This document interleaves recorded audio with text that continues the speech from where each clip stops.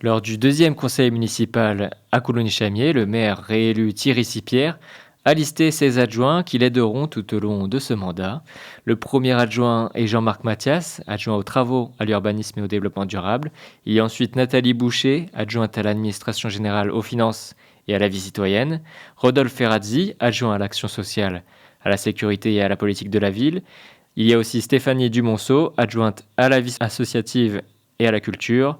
Thomas Mazin-Pagnon, adjoint à l'éducation, à l'enfance et à la jeunesse, et Christine Frugier, adjointe au sport, à l'attractivité et aux animations.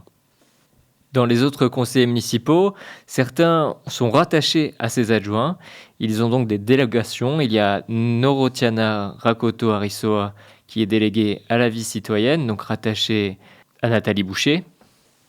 Et de même pour les autres adjoints, il y a donc le conseiller Marc Geoffroy, délégué au développement durable.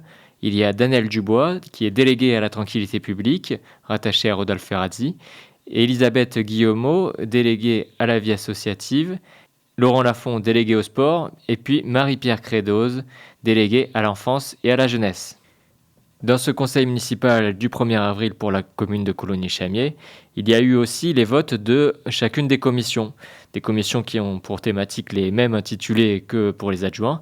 Et il y a des commissions ensuite de représentation, des comités par exemple au CCAS, à l'EHPAD, au collège Jean Moulin. Vous retrouverez donc la liste de tous les élus, ces répartitions sur le site de Radio Libre en Périgord dans l'article dédié. Terminons ce résumé du conseil municipal avec le seul échange politique qu'il y a eu lors de ce conseil. Il s'agissait, après le vote du règlement intérieur, d'une déclaration de l'opposition, et notamment de Philippe Gory, le représentant. Notre groupe se définira à l'avenir comme le groupe des élus pour une gauche citoyenne, solidaire, écologique. Car nous souhaitons affirmer en toute transparence nos valeurs politiques d'une gauche unie au service de tous les citoyens et citoyennes.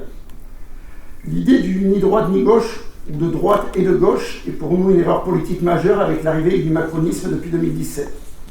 La conflictualité sociale est toujours plus grande au travers des luttes, retraite, gilets jaunes, agriculteurs, mais aussi dans les conflits du quotidien, pouvoir d'achat, carburant, franchise médicale, droits individuels et voisinage. Par le passé, seule la conflictualité politique institutionnalisée qui s'exprimait au travers du clivage droite-gauche pouvait résoudre les problématiques par des choix politiques clairs.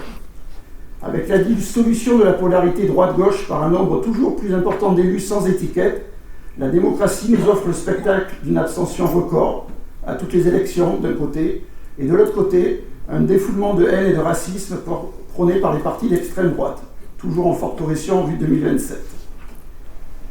Les prochaines sénatoriales en Dordogne à l'automne feront-elles mentir la maxime bien connue des cercles politiques, être ni de droite ni de gauche, ou et de droite et de gauche, c'est finalement être de droite. S'en est suivi une réponse du maire Thierry Sipierre de Coulonges-Chamiers. Alors M. Gory, je partage certaines de vos réflexions, en particulier s'il y avait peut-être un peu plus de clivage, ça éviterait que des gens se réfugient dans les extrêmes, extrême gauche et extrême droite. Par contre, on a le plaisir d'être dans une assemblée où les gens sont républicains, citoyens et démocrates, donc je pense que, et tolérants. Donc je pense que les débats seront dans cette optique-là. On a connu, même ici, où il y avait moins de tolérance, en partie. Ouais, voilà.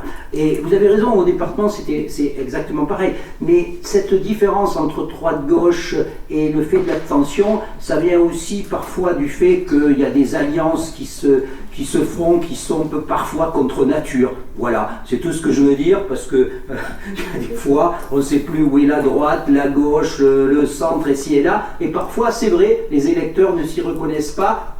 C'est un peu des combinations politiques. Mais je n'en dirai pas plus et je partage ce que vous dites, monsieur. Voici pour le conseil municipal de Coulonges-Chamiers qui s'est tenu le 1er avril 2026.